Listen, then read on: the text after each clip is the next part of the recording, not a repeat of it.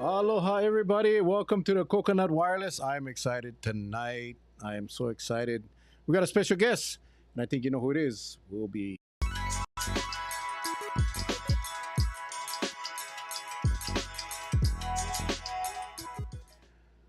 Well, Uncle Charlie, first of all, I want to thank you for making the connection. Like, I'm stoked. We got a very special guest. I've actually been excited all week because, like, I'm a huge fan. I look. I got my UH shirt on. I am like ready to roll. I don't Uh, I don't have a UH shirt, but I got my green and white on that for works. That UH. works. That That works. worked. Yeah. Uh, guys, we have Coach Laura Beeman tonight on UH women's basketball coach. And before we bring her on, I just wanted to play a very short clip for all of you. Enjoy. Oh my God. I saw Kellen's wig. You actually wear that way too well. Hurry up to wait. That's all it is. Hurry up to wait, Jason. Hurry, go. Okay, wait. Hurry, go. Wait. Try and act like you know how to walk. Looking good, looking good. I have been doing this for a really, really long time. Longer than you guys have been alive, which is a scary thought. And every senior night means something. And I get excited about them, right? Because it's like, okay, what are you guys gonna do when you're done? I know you're gonna be successful in your relationships and your life and your jobs. And are you gonna go play basketball? What are you gonna do? And I always get excited about that. And then I always get super frustrated because it's supposed to be this great, big, special night, and then you always have a game. And the game has to supersede the senior night. The win has to supersede what you do tonight as seniors. Yeah, you want to go out there and we want to get this 25-point win and coast and feel like this is great. It doesn't normally work like that, particularly in conference games, particularly when seeds are up. I want you guys to enjoy your night, and you're going to, and you're going to enjoy after. And we're going to enjoy after, win or lose. That's just the way we do it here. What you guys have done for the last 2 years has been remarkable, coming in here and the change that you guys have made. And I hope that all of you guys in this room are very aware, freshmen maybe not as much, but very aware of the impact, not just Callan and Mac, but all the seniors that come before, the legacy, the reminders, the hard work, the good and the bad that they all leave and kind of pave a way for you guys. And I hope as you've been sitting here today and this last week, you're thinking, what's my senior night gonna be like? What's it gonna be like? How's it gonna feel? What am I gonna do? And you have no idea because you're not sitting in their shoes. Is you are going to want your teammates to play incredibly hard for you. And not just because you're seniors, but because of the sistership, the sisterhood that you guys get throughout your careers, playing with one another and saying, hey, I'll do anything for you. I'm going to leave it on the floor. Whether you're really my best friend or not, or we go get yogurt or whatever we do, doesn't matter. Let's go play Hawaii basketball, do it the right way, get a lead, keep a lead, finish a game, go on a night, get on a plane, and fly to Vegas. And do it all over again 3 more times. Let's go. Yeah. 25. Let's go. Come on now. From the get-go, let's go.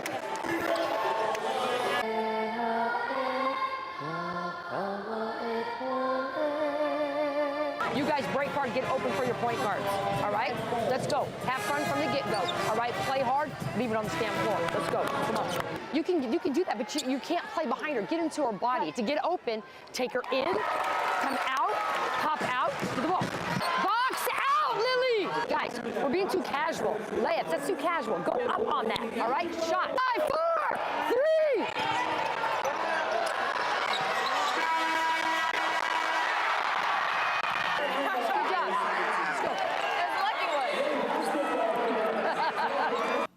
You got to work. We got to get boards. Remember your shades, all right? Remember gaps. Let May know when she's up on Tucker, you got her back. That's what we said before the game. Let's do it. Let's go. Come on. Come on. 18, let's go. Let's go. 18, Maylani. In 2 plays, 8 points.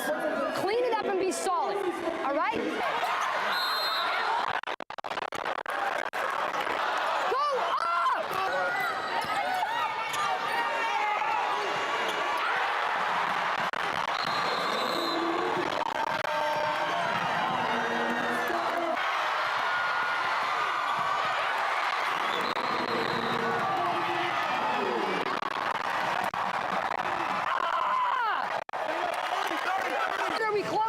and then we got to scramble. All right? We got a board. Finish every board. Finish every board.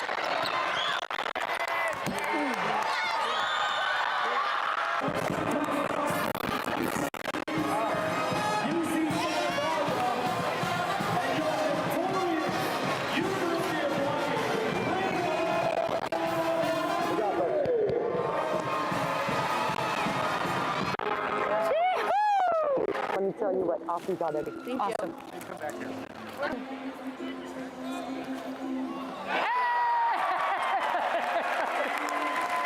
Thank you for everything. I couldn't have done this. Told Mac the same thing. You two won that championship for us last year. All right, you got the shot. Don't hurt anybody.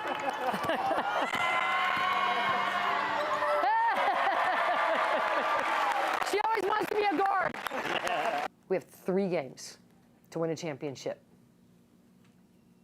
Start thinking about it. Start thinking about what that takes. Start dreaming about it a little bit and what it's going to feel like. And then we get on the court and we do it. We've been there. We've done that. We're doing it again. Let's go.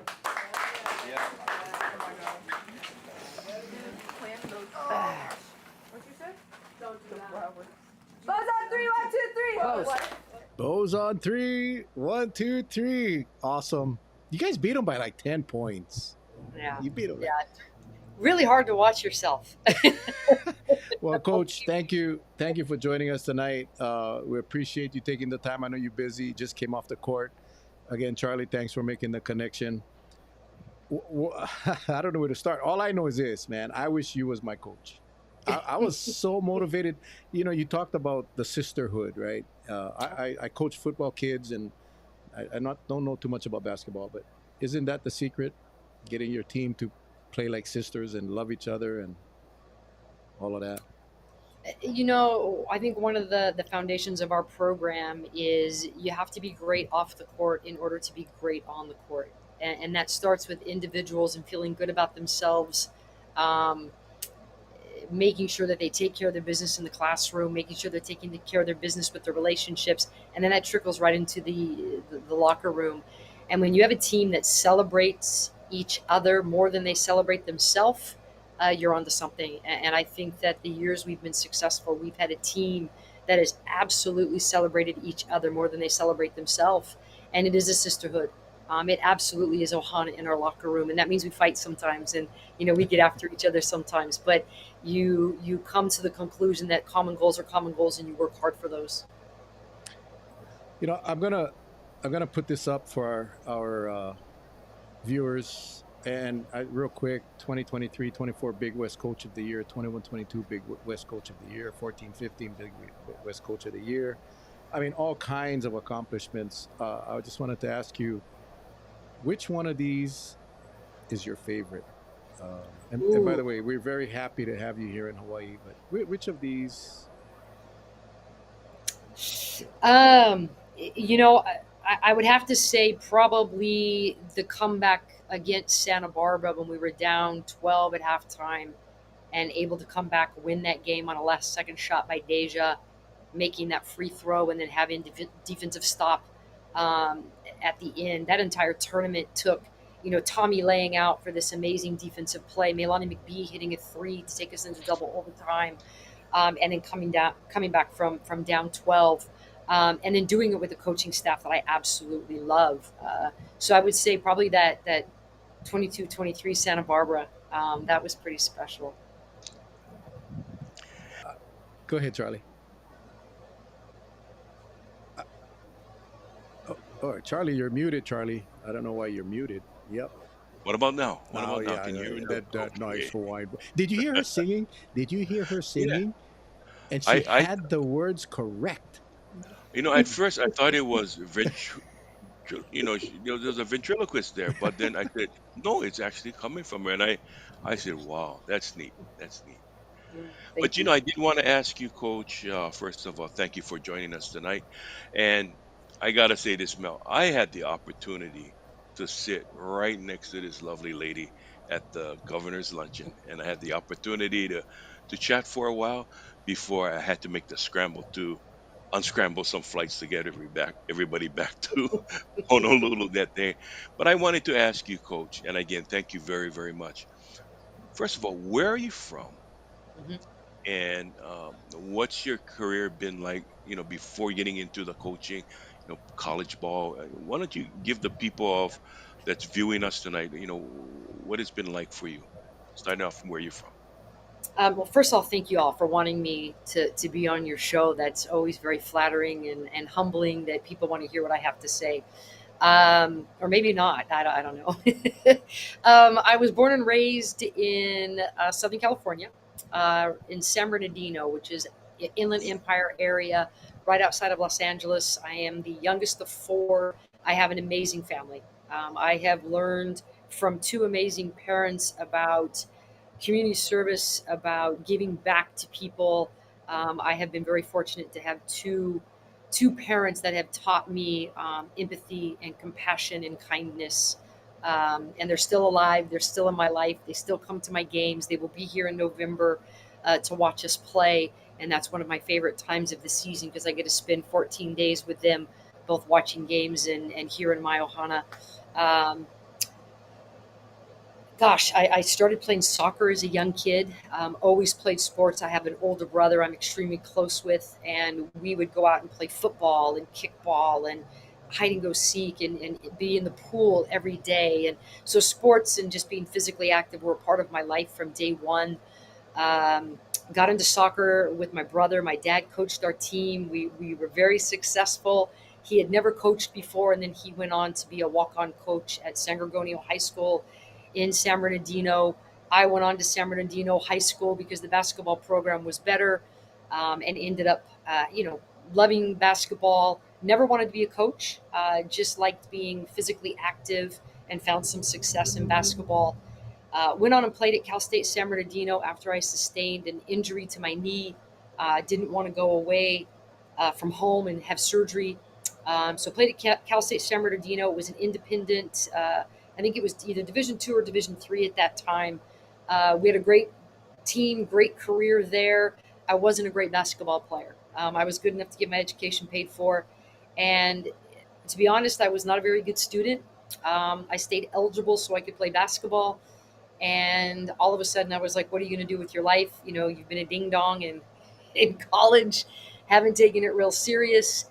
And I got a phone call that changed my life, from Melanie Horn, who was the assistant coach at the University of Redlands, and said, hey, we know you're still in town. Do you want to be? Back then, they had graduate assistants. And I think I made about $115 a month, but they paid for my master's. And for a kid that hated education, I had to get real serious, real quick about my academics.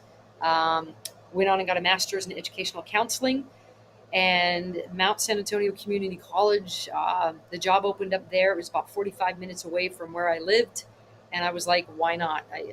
I love this. I love the relationships that I'm able to have with these young women, and maybe I can be a vehicle to help them take some things serious, get an education. So I was at Mount San Antonio College for 14 years. Um, had great success. Was fortunate to have amazing assistant coach and Brian Critchlow. He is still there. We won a lot of conference championships, won some state championships. In that 14-year stint, I spent a year with the Los Angeles Sparks, and Michael Cooper called me, said, hey, do you want to come coach with me? And I was like, yeah, that's a pretty easy yes. Didn't like the professional ranks. There just wasn't enough relationship in that for me.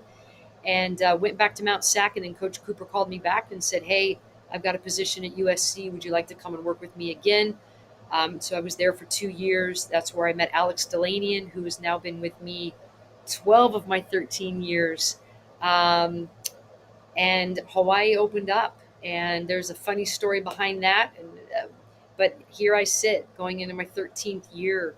I think prior to going to Mount Sac, I worked as the director of marketing and promotions for the High Desert Mavericks, to AAA baseball club, up in the high desert. And I did that and realized pretty quickly I didn't want to be around, 25 squirrely baseball players.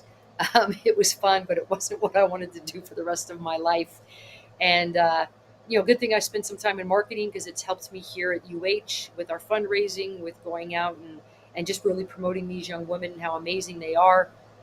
The counseling degree obviously helps because it affords me the opportunity to do a little sports psych with these kids and also really just deal with their mental health on a, I'm not a licensed clinical specialist, but can sit down and talk with them a little bit about, hey, you know, let's look at what we need to do to help you feel good about yourself.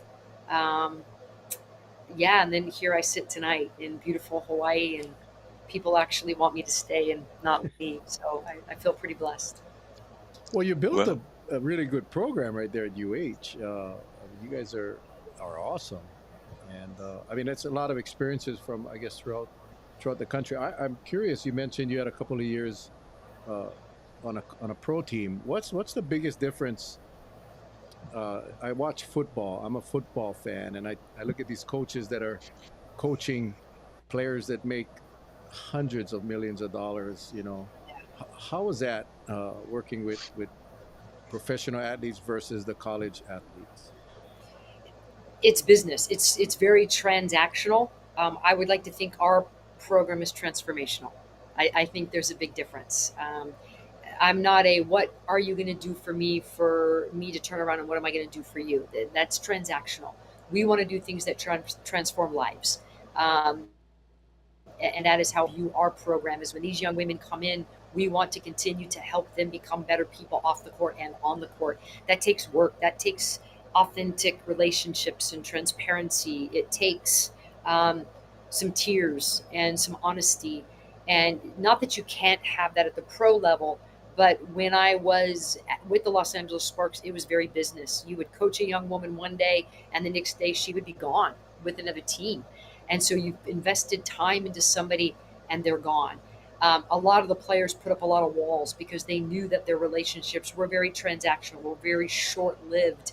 And so you couldn't develop the same type of relationship that I have the opportunity to have with my players, where they come in and it's like, hey, coach, guess what I did this weekend? And coach, I'm going to, Kauai for the first time. I've never been. And, or the sad things, coach, I had a death in the family and I don't know what to do.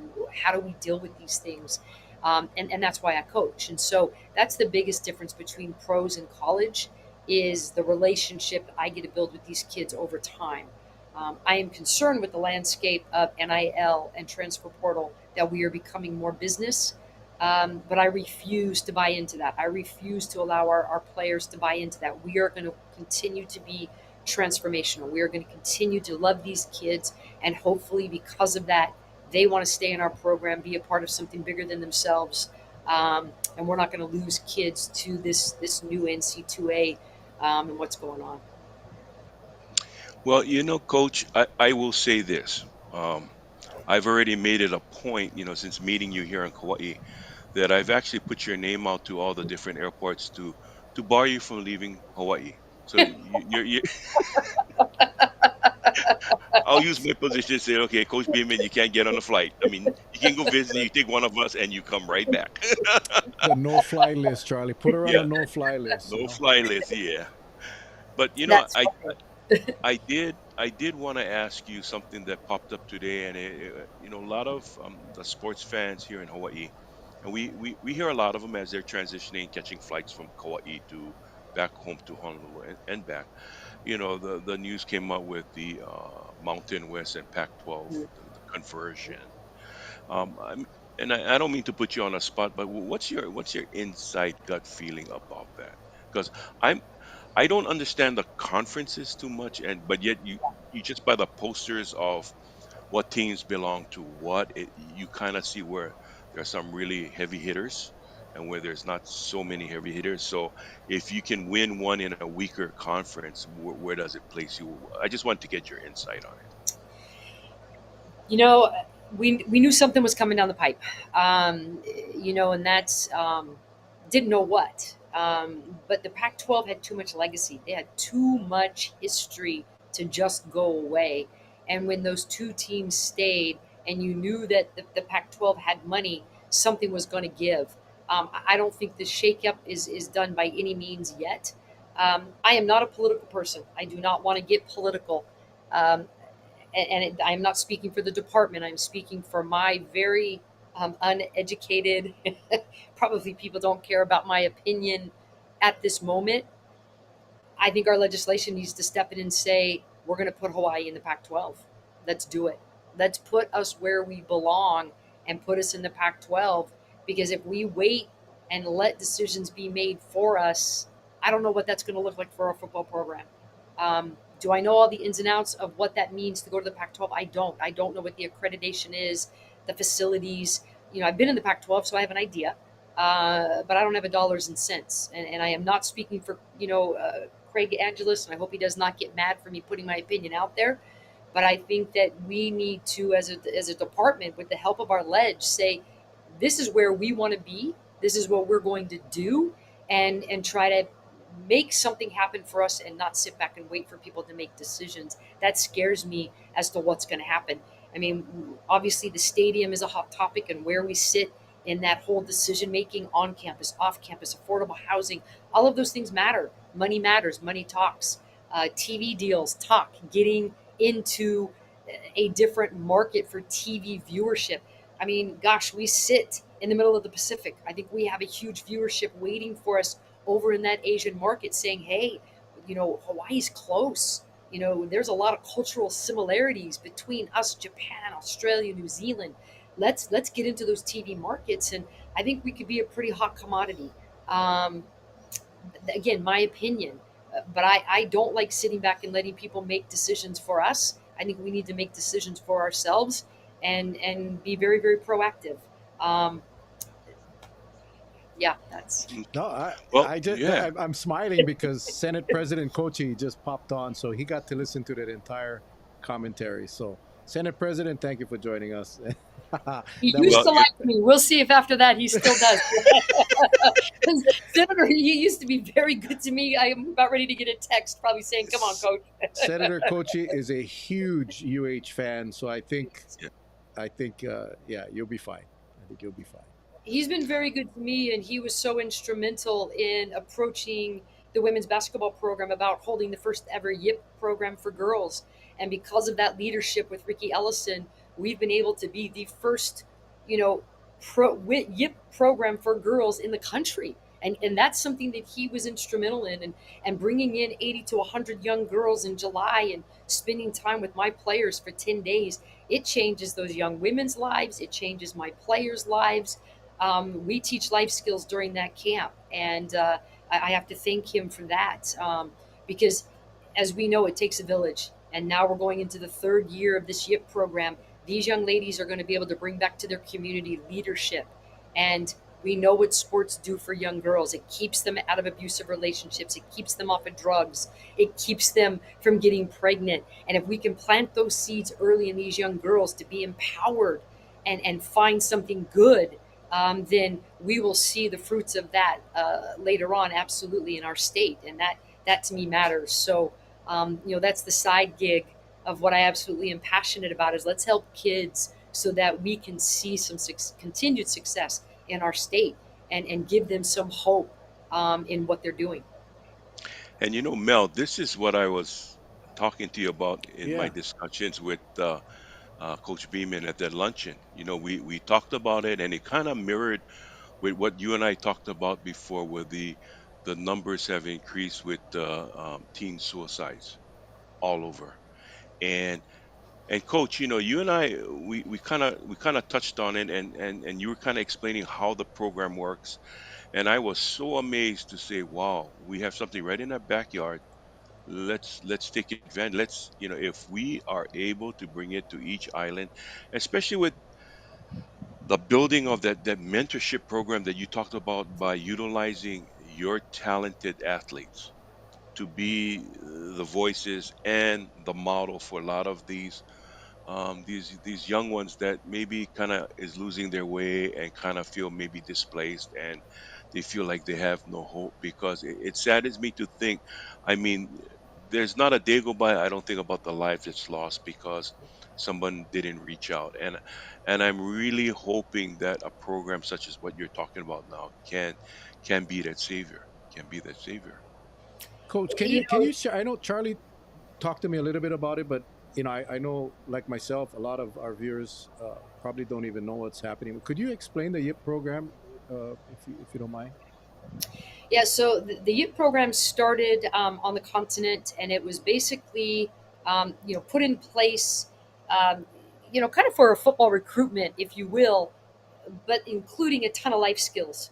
And so it was a way for football coaches and football programs to get some of their top recruits obviously coming in, but also some young men in areas of great need, maybe some at risk. And they came up with an idea, and it's Ricky Ellison, and Ricky Ellison, obviously Super Bowl champ, and has some great ties, obviously over in New Zealand and Australia, and obviously here in Hawaii. Came up with this idea to let's combine football and military, the ROTC, and come up with a program where we're teaching life skills. We're getting these young men out on the football field, and then we're also doing some STEM and teaching math, science, English, and some of those other things that are really important. And combine the life skills, the athletics, and the education piece. And the carrot that everyone dangles is the athletics, right? These young boys want to go play football. They want to be, scholarship athletes, and this is what they want to do. And so it started, I think, Michigan and Arizona State, and then it came over to UH. It was at UH for maybe going on its sixth or seventh year. I don't know exactly. Please don't quote me. And then, like I said, Senator Kochi was like, "Hey, we're not doing this for girls. What's going on?" And when I heard that, it kind of ticked me off. I'm like, "Why is this program going on the continent, and yet we don't do this for girls? That's not acceptable." And obviously, Hawaii being the birthplace of Title IX and what Patty T. Mink did for women of color and here in the state of Hawaii, it was just absolutely a natural relationship to say we're going to do it. And when I met with Ricky Ellison, I said, "Ricky, I want to do this, but I don't want to make this about basketball. There are young girls on this island that don't want to play basketball, but they need mentorship. They need self esteem. They need confidence. They need to know that they are wonderful, absolutely the way they are. And basketball may not be the only vehicle." And so Ricky said, "Coach, you do what you want to do with this." And so we reached out to yoga instructors, hip hop dance instructor, improv, a nutritionist, our mental health, someone up in our Hawaiian studies. And so during this 10-day program, um, these young girls are picked up from all across the island. Thanks to Roberts of Hawaii, they donate their buses and their drivers and their time, and they pick these young girls up. ROTC is on the buses, and they meet him in the morning. They bring him into UH, and then we have an amazing, amazing meal program that Roy Yamaguchi has been a part of and has kind of twisted the arms of a lot of the restaurants on island. And we had an underwriter that came in and said, "I'm going to underwrite."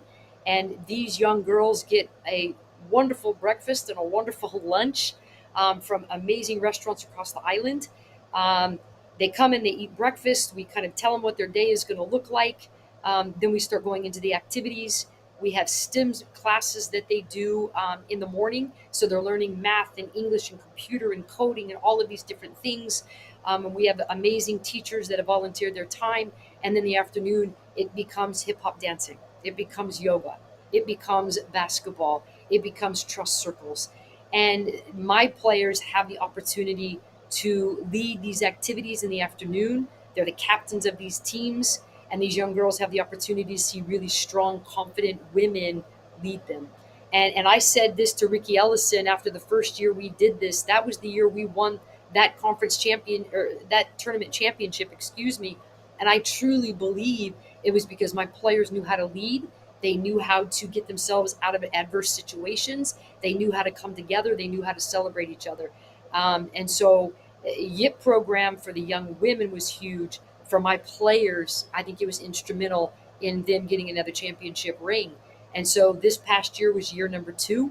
We're always trying to make it better, but I think this is something that we could do on every single island. And yes, it would take some funding and it would take some logistics. But I don't think you can put a price tag on opportunity for these young kids. And when we have kids taking their lives, that breaks my heart.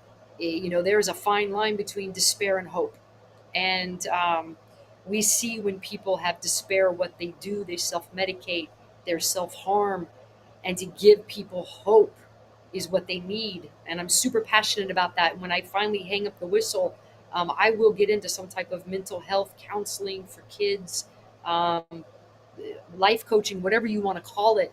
Uh, because absolutely there is that fine line between despair and hope. And I think we, as coaches and players, we can absolutely be that bridge, to say you have something to live for. You are worthy. You have something to live for. And if athletics can be that carrot that gets those kids in the door to know that, then man, let's be that carrot. Wow. I think your new job after you hang up the whistle, which will be so much longer, is going to be the statewide YIP coordinator, I think. Senator Kochi, I think we've got to get this. This says it all. This is one of our viewers, honey. What an inspiring woman. I mean, I think, many of the athletes, all of the athletes, boys or girls, I think they look up to athletes as role models. And, today, not all of the athletes are good role models. So it's so important to find the right ones that can connect and change people's lives. So thank you for doing that. Thank you for doing Yes. And I will say this for our viewers out there. Thank you for joining us tonight. We are with the one and only Coach Laura Beeman from the University of Hawaii Women's Basketball. If you missed her credentials, she did play as a center for one of the women's pro teams, and at at 5 feet 12. Yeah, she was one of the pro centers. But look at all these accomplishments, and the thing that I liked about it the most is when you said that you really wasn't a studious type of individual, but then something in you just kicked in and you took the opportunities made available and you ran with it, and here you are now. And I think this is a prime example because I was never the studious type myself. I even am surprised now with my grandchildren, tell them, Papa went to Kamehameha, but I don't know how I graduated, but I did. I did. But seeing what you went through, Coach, I applaud you. I applaud you Thank you. 100%. Thank you. Yeah, I'm vertically challenged. So those of you that are listening to Uncle Charlie, I'm vertically challenged. I think I stand about 5'4" on a good day. Um, I'm definitely wired a little different, and you know, um, I'm fortunate. I have an amazing support system here at my house, and my wife always tells me, if you were any taller than 5'4", the world wouldn't be able to handle you. So I think God had a plan in keeping me short. Um, that. and yeah, you don't have to be the sharpest tool in the shed. You just have to be passionate. And I think that I'm definitely a product of, I'm in the shed. That's all I can say. Definitely not the No, sharpest tool, but I'm I in the will share shed. with you. I will share with you. Your passion is infectious. Thank you. Just watching it tonight, I said, "Whoa, that I didn't see," and I said, "I'm glad it's coming out now." So everybody that's viewing this, and Mel will tell you this, what happening tonight will replay itself on YouTube and all the other platforms. And next thing you know, we get about 3,000 viewers on this, and they'll get to see uh, Laura Beeman, in the real sense, being because just for you to take your time out, not wanting to be in the office, rushing home to be in your ohana and come in on the show says a lot about your character. I said, right Thank on, right on. Well, I don't know how many of you came on late, but I'll probably shoot that video. You just watch this again, but we played a 5 minute clip about Coach Beeman. In mic'd up. That was so cool. I mean, you get her from before the game, and she's pacing, and she's talking to Yep. her athletes, and they're biting their nails. It's pregame, then you get the halftime, and it's awesome. And I'll play it later, but you are an intense person, passionate person, and you. but that's what makes your program successful. And I think your players feed off of that. And you're so genuine, you're so real. You've been there, done that. Like I said, the accolades speak for themselves. But I've been around many coaches in my life, and some of them, even with the accolades, there's the connection isn't a real connection. And but yours is obvious that it is. I mean, you can just tell when you're speaking, and the cameras on those girls, and and the love that they have for you and vice versa. I mean, I think it just makes a much better program. And again, the proof is in the pudding. You guys have done it and continue to do so. And I'm hoping that people. I got my. Oh, sorry. It's there. We go. I got my UH shirt because I think UH does a great job with their athletes and their sporting programs. But we just got to get more people out. Got to get more people out. I think basketball's on the rise, particularly women's basketball. I think that we play a very good brand of basketball that people enjoy watching. And once they know the stories of the young women on the team, it's hard not to want to support them. I've got a great group of young women that they love this place. They love Hawaii. They are good kids. Do we have a knucklehead once in a while? Sure, we do. If you don't have a knucklehead, you're not doing it right. And that to me is probably the best leader, the best example that some of these kids in our community can look at. Because if they think everyone has to be perfect and they have to be perfect, that's a pretty high bar. I don't think anyone wants to be perfect. I think people want to have fun and be themselves and do their best. I tell my team all the time, and I said, this is what ages me, but kindness is a real thing. And we're going to be a kind team. We're not going to be mean girls. We're not going to have a mean girl locker room. We can fight and we can have conflict, but we're going to be kind. And they kind of laugh at me, but I also think that that makes them feel really good that they know we're not going to be catty and petty and talk about each other behind their back. And it gives them a safe space. That's the one thing we talk about on the court all the time and in the locker room is you have to have a safe space to fail. Otherwise, people won't even attempt to be their best. They'll always stay guarded. They'll always stay in a very safe space. And in basketball, I talk about it all the time. If you're not willing to get on the court and try something new, then in a game, you're going to make mistakes and you're not going to have success. So we put our players in situations where we know they're going to fail. They have to fail. They know we're putting in a position of failure, but they know when they fail, there's going to be constructive criticism, and it's a very, very safe place for them to do that.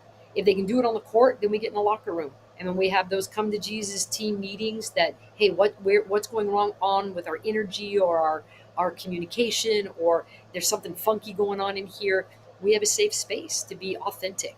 And it's very difficult. I say this every time I speak to people that girls have to feel good to play good, guys have to play good to feel good.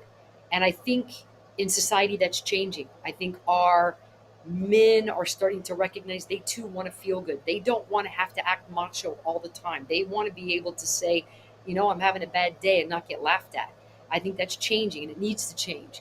But I definitely feel like for our girls, putting them in a position where they feel safe is huge, huge. I know you're not old enough, but do you sometimes feel like their mom? I am their mom. Okay. Okay. Yeah. And I definitely, and thank you. Yeah, I started when I was 6, right, coaching. Um, I'm I'm definitely old enough to be their moms. I think I'm older than some of their parents now. Um, I think when you're a coach, you have to take on the role: mom, counselor, confidant, all the things. Sometimes dad. I mean, heck, you take on all of the hats and the roles because these kids come into your office and they tell you things they don't tell their parents. They're going to come in and they're going to tell me, Coach, I'm questioning this, or I'm confused about this, or this is what happened. I've never told anybody. What do I do? And then it's my job at that point to not give them answers, but to give them enough information to make an educated guess on their own, or to give them the resources to go figure it out, but to not say, well, this is what you have to do. I do not place judgment on my players. They ask me for my opinion, and it comes from a place of love, but I'm not going to tell them what to do, and I'm definitely not going to judge them. Coach, there's something that I'm going to share with you. I'm one of those that when I observe a sporting event, and there's still a half time to go, as an example. I see after every point someone celebrating, and I say, man, just wait till the game's over because it ain't done yet. And Hmm. I always see the embarrassing moment. Oh, lose the game. But I notice your women. They win games after each scoring point. They run back. They get up into their defense. There's no celebration until the game is done. Hmm. How are you able to accomplish that? Because I look at many of the other sports like football, example. It takes a whole team to allow someone to score. But then Mhm. one person is scoring, I see he's happy, but he's like the only thing since apple pie. And I said, pal, this game ain't over yet. Let's see what's gonna Yeah, happen, you know. yeah, How, yeah. how do you accomplish what you accomplish, coach? I think a lot of our girls, they play for each other. That's probably right there the best answer, that they're playing for. And I don't remember who told me this. They play for what's on the front of the jersey, not what's on the back of the jersey. And the front of the jersey says Hawaii. We don't put names on the back of our jersey for a reason. That's just my philosophy. Um, it's they play for each other. Yeah, I'll have a Deja Phillips who makes a great play and she flexes, and I love that. But it's after the play's over, because Deja knows if she gets run down the floor and her person beats her, I'm going to pull her butt out and I'm going to sit her on the bench next to me, and then she can celebrate all she wants. But the girls know that they're focused. They know that every point matters. But I think it's because they have a true understanding of what they're playing for. Mm, okay. Yesterday was 9/11, Mm. somber day for a lot of people. Here on Kauai, we not celebrated, but we remembered Hurricane Iniki. We also had the terrible attack on our World Trade Centers. But I have a special question from the audience, and it's the Senate President himself. Did Coach Beeman share her Hurricane Iniki story? I am all ears, Coach. So here's the crazy story. There's never anything typical with my family. We are a family that is a fate, I guess. So my mom had played a scratcher in California and won the big spin. So we went up to Northern California as a family, and she got on TV and she spun the wheel. I think she won, I don't know, $40,000, $50,000, and she was asked, "What are you doing with the money?" And she said, "I'm taking my entire family to Hawaii." So books the ticket for all of us. We fly out. I think at that point I was probably, I could do the math, but just coming out of going into college, I think the whole family was there. Young nieces that were just barely walking. We go over to Kauai. We're staying. Great place on the water. It's a wonderful day. I'm out in the sun, and we know this storm is coming in, and my mom is kind of like, we're going to keep an eye on it, but so far it's tracking away. Just probably have some crazy currents and wind. We're like, great.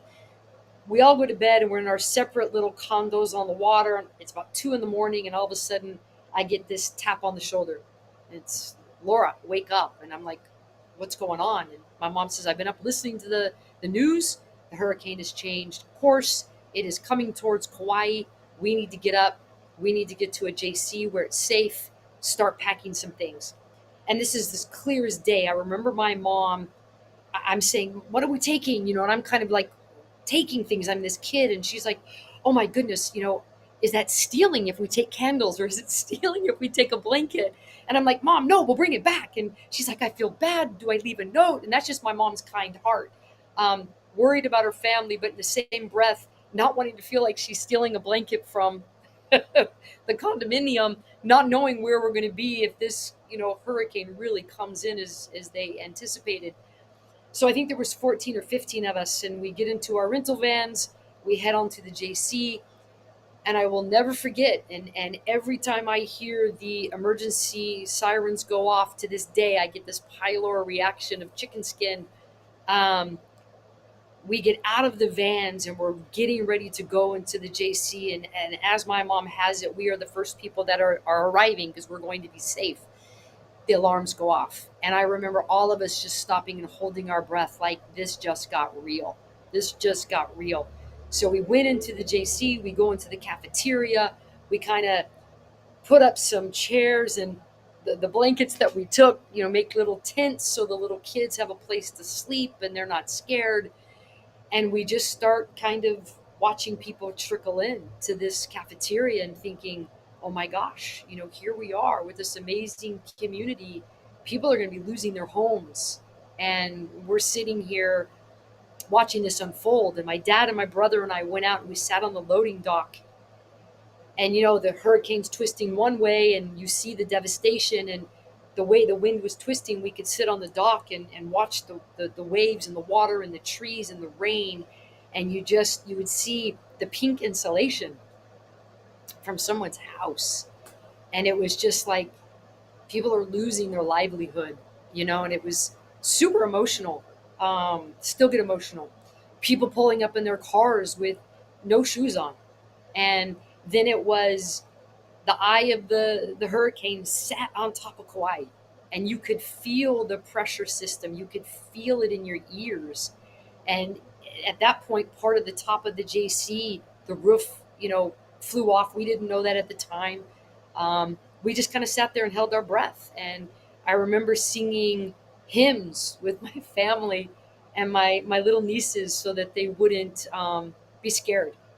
So the hurricane comes back around the other way, and of course we can't sit outside at that point, and you just hear this devastation, and you can see the community and the local people, just the pain. They don't know what's going on with their family. They don't know what's going on with their houses. And we wake up the next, throughout the night, you hear all kinds of sounds, people sleeping, snoring, people, drinking. And I remember this goose, literally this big white goose coming into the cafeteria. And this poor thing, you could tell, had just been trashed by the wind. And my mom and I looked at each other and we kind of like, do we hold on to it in case we need food in the morning? And, we're kind of laughing and we're like, oh my gosh, this poor goose needs to leave. And just all of the little stories that happen. Wake up the next morning and my niece, I think she was about 4 or 5, she wakes up and she said, mommy, to my sister, I had a dream that a goose came into my bed. And we laughed because it's like, well, that wasn't really a dream. And then you walk outside and you saw the devastation. And it was tough. It was tough. When Yeah. you say the JC, were you talking about the community college? Yeah, I'm sorry, the community college. Yeah, principal. You know who was the shelter manager at the college? I do not. I Wow. was. I was in the resource center, and so we had one group. One group was in the cafeteria, which is where you were, We were. and Ali Quibalan, one of our detectives, was the manager for that building, and I was for the resource center. That's like, I didn't realize you were here. Thank you, Senator, for asking the question. Wow, that is Well, bizarre. there is one part of the story she didn't tell you, and I'm going to ask her to talk about when you and your father and brother you folks had to find ways of getting water, so you grabbed buckets, right? And then you left, and Oops, you moved. What did you say? I didn't hear you. yeah, you talked about getting water. You was telling the story at the luncheon that day, how you and your brother and your dad went out and you left to go get some water, fresh water for everybody. Yeah, so we left the cafeteria and we actually went to where the like auto shop was. And it was just so we could have bathrooms and privacy because there were so many. We had no idea how long we were going to be there. And we were like, well, we're not going to break anything. Let's go someplace where we can kind of be alone. And my dad actually and my sister stayed in the cafeteria. And I remember my dad was in the kitchen cooking. And he said his heart broke in just a great way when everybody from the community, because they had no power, were bringing their food to this cafeteria for the people that were there that had no place to go in the shelter. So my dad was in the kitchen cooking ribs, and it was my brother-in-law, but both my brother-in-laws and my other brother, my sister. My brother-in-law has some military background, and I shouldn't say this part. We hot wired a truck so that we could take the big bins that were empty and take them to the reservoir so that at that point we could get water so we could have the toilets working in the auto shop. We did not steal the truck, I promise. We did not damage the truck, I promise. We left everything back the way it was supposed to be. My other brother-in-law and I, we jumped in the car, we drove to the airport, and that's when we realized Hawaiian Airlines was flying in and out with military assistance, and they had one more flight that was coming in and out. And we raced back to the JC or the community college and grabbed the family and said, guys, there's one more flight. Let's go. And as we were standing in the airport hoping to get on this flight, Steven Spielberg and his cast was there because they were filming, I believe it was Jurassic Park at that Jurassic time. Park. The Jurassic And I Park. remember my mom going up, not knowing who he was, saying, excuse me, sir, I hear you have a plane. Can you help me get my family out? And this man was like, no, ma'am, I can't help you out. We're limited.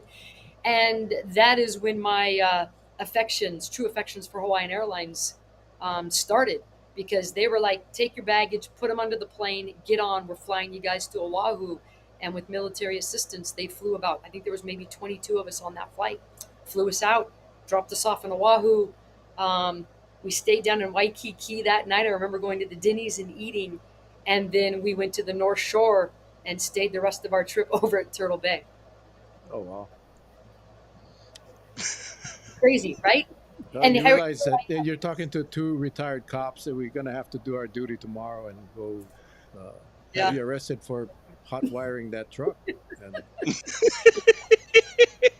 yeah. you You know, know, I was like, my family, there are so many secrets that I didn't know. I was like, I didn't know you guys knew how to run toilets with no water and hot wired trucks and do all this thing. But, you know, when you are in a survival mode, um, you figure things out quick, fast, in a hurry. And, you know, now as I'm older, it makes me even more proud of my mom and dad, because, you know, my dad was standing on a chair in the middle of the cafeteria saying, you know, I'm a pharmacist. If anyone needs any help with their medicines, I can help you. I'll be in the kitchen.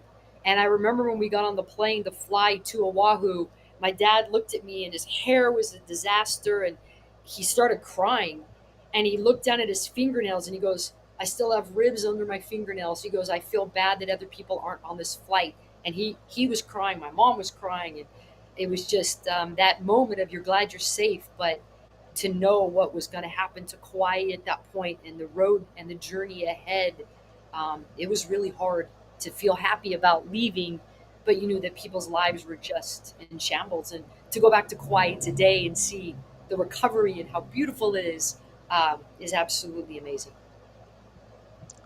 yeah, I gotta say, Masa Arita, who is no longer with us, but he was the general manager of Star Market at Kukui Grove, and he had loaded up trucks because, like you said, there was no power. All of the food in the refrigerator and the freezers, they brought it all over to the college, and that's the food we had. And I remember making a lot of peanut butter sandwiches and egg sandwiches, and we had a lot of people there. You know, you were in the cafeteria, Oh but yeah. combined, I'm told they had about 2,500 visitors that were between those two buildings. Wow, what Outstanding. a unreal moment. I know, Yeah. you know, we're getting close to the time. I do have a UH question, if you don't mind. Yeah, Um, absolutely. and what can be done to keep your coaching staff? Does it come from the state as employees or from supporters and donations? I think he's talking about possibly salaries because, you know, throughout the country, they pay their coaches quite well, and in Hawaii, obviously less. So maybe you can answer that for our guest. You know, it's hard for me to go out and ask donors to help pay for my coaches. I feel like that's a UH problem. That's a UH situation. I am fortunate that I have had great consistency with my coaching staff. Alex left for a year and came back. Kalila left for a year and came back. And so I think that's a testament to the community here, and the family that those coaches felt when they were here.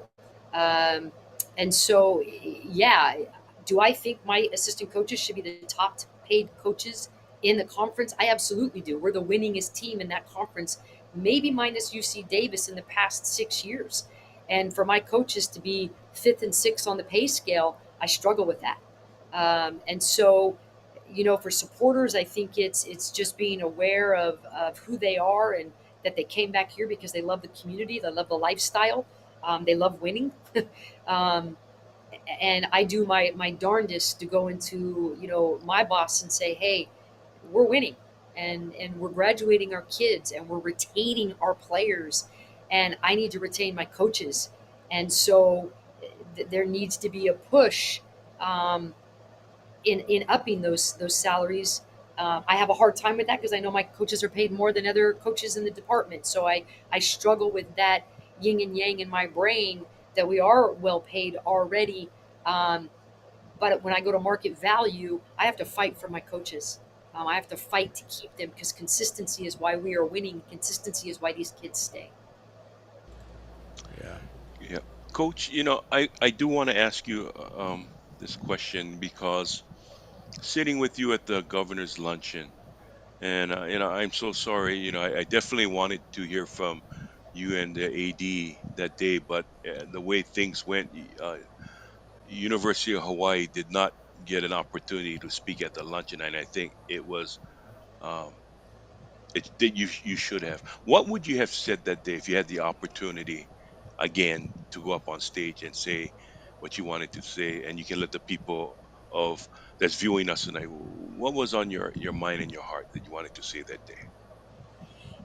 I didn't really know if it was going to be question and answer. I think that to know that the neighbor islands support my program, that means the world to me. I go to Kauai and people are like, "Hey, coach, I see you on TV, and we can't get over and watch you, but we love you and we support you," and that's real. I mean, that is real support. It's the authenticity that makes Hawaii um, so wonderful to live in. Um, I didn't know what the aloha spirit was past being a dumb kid in a hurricane to really being able to understand what the aloha spirit is as an adult and seeing how people do what they can do, um, want to be a part of something bigger than yourself. I think that's what Hawaii completely embodies. I mean, I would have been question and answer, and I would have answered every question that people wanted to talk about, open and honest.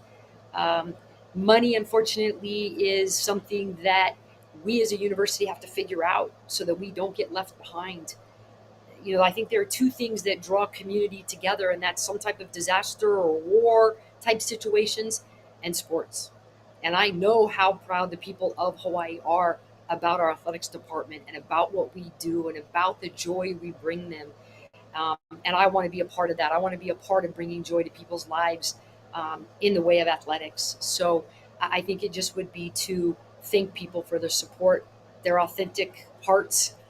um, and I want them to know that, I promise when I'm done coaching, I want to give back to this community. I want to be a part of giving kids the difference between hope and despair and being a part of that growth. And that is something that I am committed to. Yeah, thank you, Wow. thank you. Again, inspiring. And, yeah, you're right. I mean, sports does bring people together, and it's so hard here. Being on the neighbor islands, it's so expensive to get your family over there to watch any of the sporting events. I know that, Charlie and Auntie Steph, they do a lot with Senator Kochi and others to get some of the UH players here to Kauai. And I would love, the state just spent a lot of money on a brand new Kauai High School gym. It Yeah. is it is worthy of a women's college basketball game. Would love to have you guys come here, even if it's an exhibition game. Our kids, I think, when it changes lives, it really does. When they get to see, feel, and touch these college athletes, and when I see when the volleyball team comes, and even at the parade, we had the women's volleyball, and their interaction with the kids. It just works. It just works. So, Senator Kochi, if you can hear us, maybe we can get some funding and get a. I'd love to have Coach Laura and her team come down here and do some stuff. I do it in a heartbeat. This year we're doing an exhibition on Hilo for Kelsey. It hasn't been publicly released, but we're in the works to do something over on Maui, which I think is just phenomenal to bring some joy to that community. So Kauai, hey, here we come. We'll figure it out for next year, do an exhibition game. But I would absolutely love to come over. Obviously, there's a lot of reasons why, right? Well, I mean, now we need you and I and Uncle Charlie and whoever want. We're gonna need to go back to KCC and go have a peanut butter and jelly sandwich right there in the courtyard. And I'll Um, hotwire the car. I'll hotwire. yeah, we just keep her. You got it. Just keep her close to us. We don't want her getting arrested on Kauai for stealing a truck. Oh Hey, my I, God! I I wanted to ask this one last question Mhm. of Coach. Your new player that just joined you, 6'5". You have a new Yeah, player, and yeah. she's from New Zealand. New Is that Zealand. what? Yeah. How's about a little a background about her? I mean, we hear a lot of things, but you know, Amazing. The incoming class this year, we have two kids from New Zealand, two kids from Australia, plus Jade Peacock from Australia last year. And then actually, Amelia Uhia, who was born on Maui, went to Portland and then is now coming back as a transfer student as a senior. But Ratoria Tamilo is an exceptional player. 6'5", has played for the Olympic development team already for New Zealand. Um, I'm hoping that we can get her to show her skills dunking the ball in a game. She's a little bit, shy about doing that, but we're going to try to get her to do that. And I think with the help of our strength and conditioning coach and just us putting her in a safe space, if the opportunity arises, I think she's going to give it a shot. She is going to be unbelievably special. And she is a salt of the earth kind of kid that you want in your program. Just culturally, she is an amazing fit, believes and loves family, just an amazing young girl. And I hope everyone gets the opportunity to listen to her talk about her values. Basketball matters, going pro matters, representing her country is going to matter, and she will one day. But she's also the most giving and loving teammate. And I feel incredibly fortunate to have her part of our program. Wow. Thank you. Exciting times, exciting times. Well, Yes, Coach, yes, yes. I definitely could be here all night talking with you, but I want to respect your time, and we just so appreciate you spending this hour with us. I know you must be exhausted. Just came off the court. For those of you that don't know, she came right off the court, right off of practice, and straight to her house, skipped the office to get on this show. So we appreciate you, Coach. Any closing thoughts for your fans out here watching, and whatever you want to Thank you say? guys for having me on. Thank you for having me on. The opportunity to share a little bit about our program and the way we want to run it, um, how we love our kids, and how we want them to, just really give back to the community. Um, that's really what it's about. And for all the people who haven't come to a game, if you're able, please come. You're going to love these young women. If not, I hope you enjoy it in front of your TV. Let's knock our viewership out of the park. And get butts in the seats. It's about these kids, and it's a lot of fun. There's a lot of great energy. I think anyone who watches us play this year is going to be excited, and I think we're going to be pretty darn good. And that's really exciting to have a good group of girls that is also going to be really good on the basketball court. Thank you, though, for having me on. Oh, thank you, Charles. Any closing thoughts for the coach? Yes, first of all, thank you so very much. Thank you for allowing me that opportunity to sit next to you at lunch and getting to talk to you. And, when that happened, I said, Mel, we got to get her on. Well, But, you gave me these to take back. I well, still have these. They're amazing. Thank you. I don't know how you well, still. That was gone before I got home. I ate all of mine before I got home. I think That's well, they a. gave me 10 canisters. I think they gave me like 10 of these to bring back with me. So I was like, Okay. sure. Okay. Yeah. Well, I for yeah, those can we're of you that definitely going don't to get, know, yeah. for those of you that don't know, we were at the governor's luncheon a couple weeks ago, and Lidgate Farm sponsored it, and everybody that attended got one of those tubes of the macadamia nut chocolates right from here on Kauai. And I got to tell you, if you didn't get it, you need to. Lidgate Farm, check them out online, and Hmm. yeah, yeah, awesome stuff. Yep.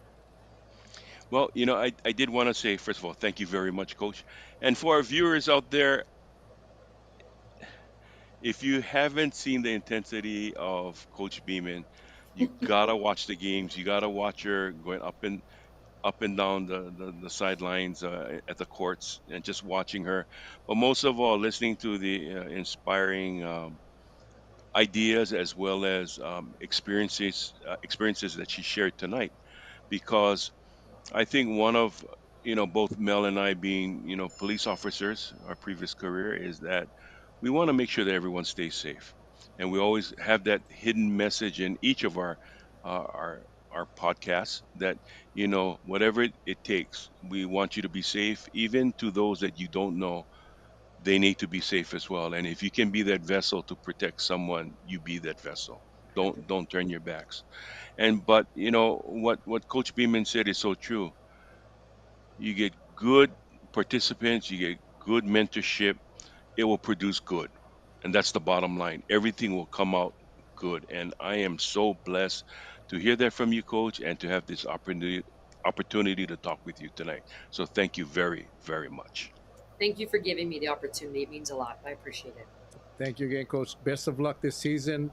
Maybe Charlie and I will surprise you on one of these games. I'd love it. Come Yeah, on the sideline. Come on, yeah. make a couple calls. Oh, I do that. I'll do that.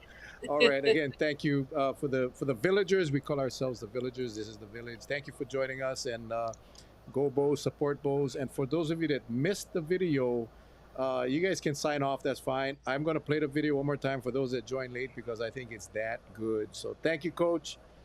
Take care and Thank have you. an amazing Aloha. season. Aloha. Oh my God.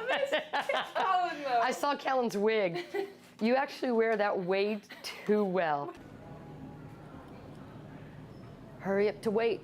That's all it is. Hurry up to wait, Jason. Hurry, go. Okay, wait.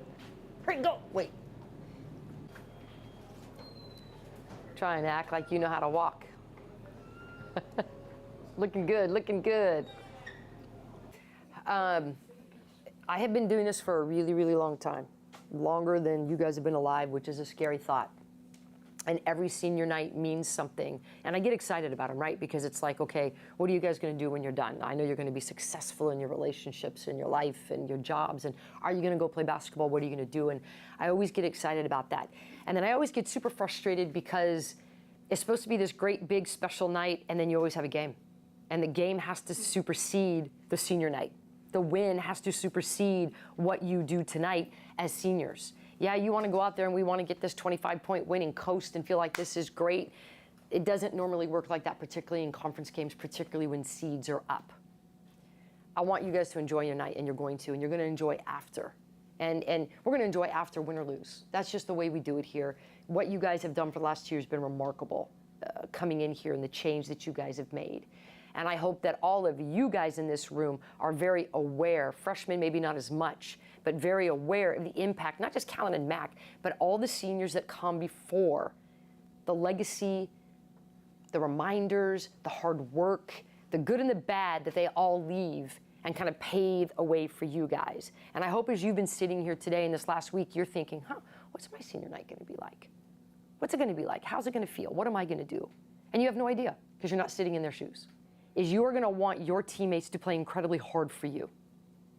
And not just because you're seniors, but because of the sistership, the sisterhood that you guys get throughout your careers, playing with one another and saying, hey, I'll do anything for you. I'm going to leave it on the floor. Whether you're really my best friend or not, or we go get yogurt or whatever we do, doesn't matter.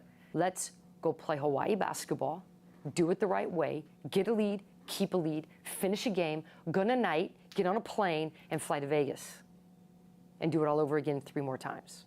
Let's go. Yep. 25.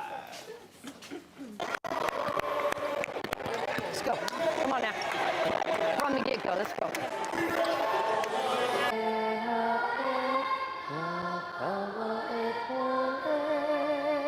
You guys break hard, get open for your point guards.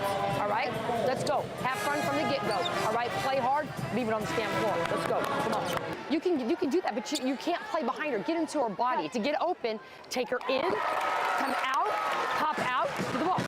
Box out, Lily! Guys, we're being too casual. Layups, that's too casual. Go up on that. All right? Shot. 5, 4, 3.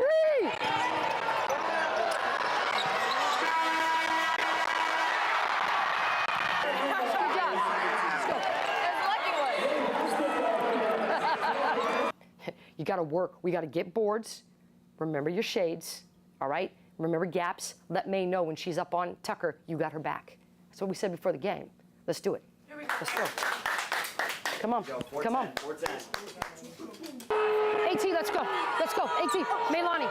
In 2 plays, 8 points. Clean it up and be solid, all right?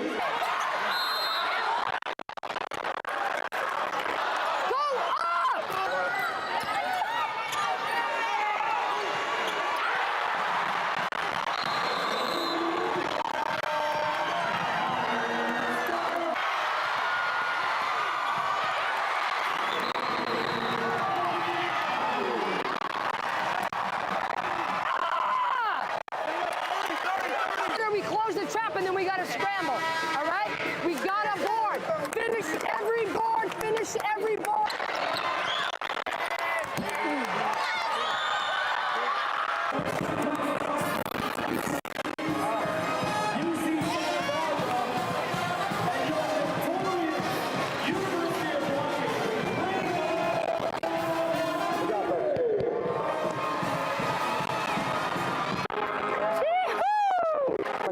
sweat off you already. Thank Awesome. you. Come back here.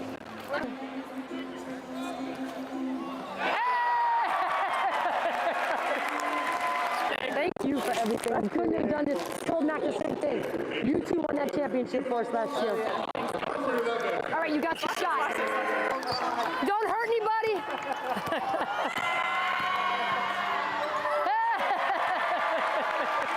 She always wants to be a guard. We have 3 games to win a championship. Start thinking about it. Start thinking about what that takes. Start dreaming about it a little bit and what it's going to feel like.